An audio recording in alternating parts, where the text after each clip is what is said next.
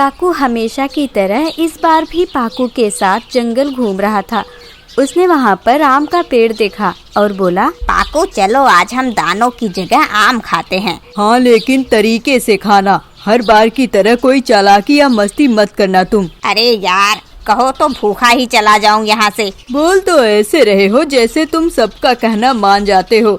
अब चलो आम खाते हैं। सबसे पहले काकू आम खाना शुरू करता है और जैसे ही पाकू आम खाने के लिए आगे बढ़ता है, काकू उसे रोक देता है। रुको रुको, ये आम काफी ज्यादा खट्टे हैं, खाना मत वरना स्वाद बिगड़ जाएगा मुंह का। लेकिन कल तक तो ये आम मीठे थे, आज खट्टे कैसे हो गए काकू? पता नहीं, मुझे खट्टे लग रहे हैं इसके लिए बता रहा हूँ, गलती से भी खाना मत। तभी वहाँ पारो चिड़िया आती है और वो बिना कुछ कहे आम खाना शुरू कर देती है। उसे इतने मन से आम खाता देख पाकू ने कहा, अरे अरे पारो, थोड़ा आराम से खाओ, इतनी जल्दी क्या है? क्या बताऊँ पाकू, ये आम है ही इतने मीठे कि जो भी खाना शुरू करेगा रुकेगा ही नहीं। क्या आम मीठे हैं? तो क्या खट्टे हैं? और तुम भी तो आम लेकर बैठे हो, खुद ही खा के देख लो। पाकू काकू की तरफ देखते हुए बोला, क्यों काकू, तुमने तो कहा था कि आम खट्टे हैं और तुम्हारी बात मानकर मैंने आम नहीं खाए। मैंने कहा और तुमने मान लिया। भाई, मैं जो आम खा रहा था वो तो बहुत मीठे थे, बाकी का पता नहीं। अरे यार काकू, तुम मेरे दोस्त हो इसीलिए मैं तुम्हारी हर बात मान लेता हूँ। मुझे क्या पता कि तुम मजाक कर रहे हो। इस तरह मजाक नहीं करते काकू भाई। अगर एक बार पाकू का तुम पर से भरोसा उठ गया तो तुम्हें ही परेशानी होगी। अच्छा बाबा, ठीक है, अब तो फल खा ले यार, सच में बहुत मीठे हैं। फल खाने के बाद वे लोग वहाँ से चले जाते हैं। एक दिन काकू और पाकू गेहूं की फसल के पास दाना चुगने पहुँचे। पाकू, तुम यहीं रुको, मैं खेत में जाकर दाना ले आता हूँ। अरे यार, मैं यहाँ रुककर क्या करूँगा?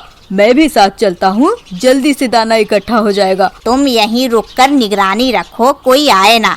ये हमारी फसल थोड़ी है जो बिना डरे हम दाना चुग लेंगे। ठीक है बाबा, जाओ, वहीं खाने मत बैठ जाना, जल्दी से दाने लेकर आना। काकू खेत के अंदर जाकर दाने इकट्ठा करता है।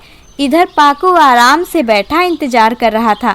तभी खेत में से काकू की आवाज सुनाई पड़ती है, पाकू बचाओ बचाओ मुझे, वरना ये मुझे खा जाएगा, जल्दी आओ। ये सुनकर पाकू तुरंत काकू के पास पहुंचा। वहाँ उसे सही सलामत देखकर बोला, क्या हुआ काकू, तुम तो बिल्कुल ठीक दिखाई पड़ते हो, फिर चिल्लाए क्यों? पहले अपनी शक्ल तो देखो, कितना डरे हुए हो। तुम्हें मजाक लग रहा है? यहाँ मेरी जान निकलने वाली थी कि सच में तुम्हें किसी जानवर ने पकड़ लिया है। काकू को कोई पकड़ सके ये संभव नहीं, मैं बस मजाक कर रहा था।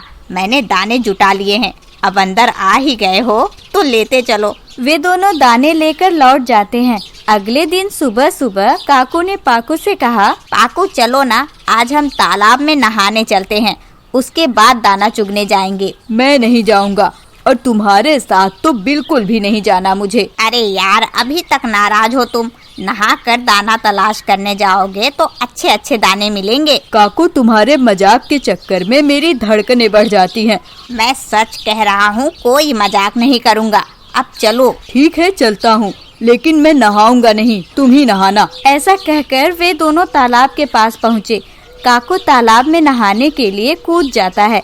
थोड़ी देर में वो तालाब के बीचों बीच पहुंच जाता है और डूबने लगता है। पाकू, मैं डूब रहा हूँ, मुझे बचाओ, कोई रस्सी फेंको वरना मैं डूब जाऊंगा। ये सुनकर पाकू अपने आप से बोला, फिर से इसका मजाक शुरू हो गया, आज इसे इसी की भाषा में समझाऊंगा।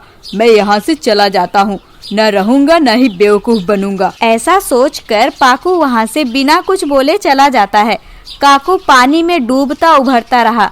वो सच में डूब रहा था। उसे चिल्लाता देखकर पारो चिड़िया वहाँ आती है। पंजों की सहायता से काकू को तालाब से बाहर निकालती है।